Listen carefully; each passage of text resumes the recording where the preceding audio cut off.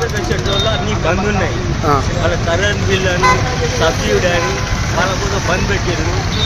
ఇక మాకు పని లేకుండా అయిపోయింది. వాళ్ళు చాలు పెట్టాలి లేకపోతే లేదు.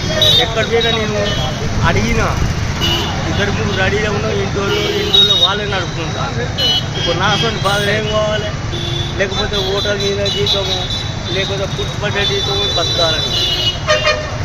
ఇంకా అంతకంటే మీరు ఏం చేయలేదు. గవర్నమెంట్ ఏం చేయలేదు. పెద్ద పెద్ద చెట్ల అన్ని బంద్ ఉన్నాయి.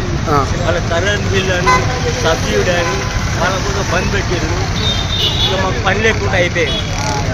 వాళ్ళు చాలు పెట్టాలి లేకపోతే లేదు. ఎక్కడ పోయినా నేను అడిగినా ఇద్దరు ముగ్గురు రెడీగా ఉన్నాం. ఇంట్లో వాళ్ళే నడుపుకుంటాను. ఇప్పుడు నా అసలు బాధ ఏం కావాలి?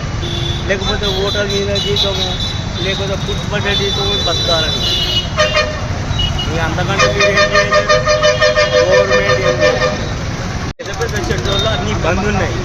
వాళ్ళ కరెంట్ బిల్లు అని సబ్సిడీ అని వాళ్ళ కూడా బంద్ పెట్టారు. ఇక మాకు పని లేకుండా అయిపోయింది. వాళ్ళు చాలు పెట్టాలి లేకపోతే లేదు. ఎక్కడ పోయినా నేను అడిగినా ఇద్దరు ముగ్గురు రెడీగా ఉన్నాం. ఇంట్లో వాళ్ళే నడుపుకుంటాను. ఇప్పుడు నా అసలు బాధ ఏం కావాలి?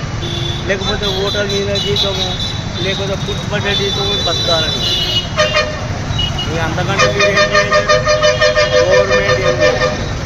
పెద్ద పెద్ద చెట్ల అన్ని బంద్ ఉన్నాయి. వాళ్ళ కరెంట్ బిల్లు అని సబ్సిడీ అని వాళ్ళ కూడా బంద్ పెట్టారు. ఇక మాకు పని లేకుండా అయిపోయింది. వాళ్ళు చాలు పెట్టాలి లేకపోతే లేదు. ఎక్కడ పోయినా నేను అడిగినా ఇద్దరు ముగ్గురు రెడీగా ఉన్నాం. ఇంట్లో వాళ్ళే నడుపుకుంటాను. ఇప్పుడు నా అసలు బాధ ఏం కావాలి? లేకపోతే ఓటర్ మీద జీతము లేకపోతే పుట్టుబడ్డ జీతం బతకాలని.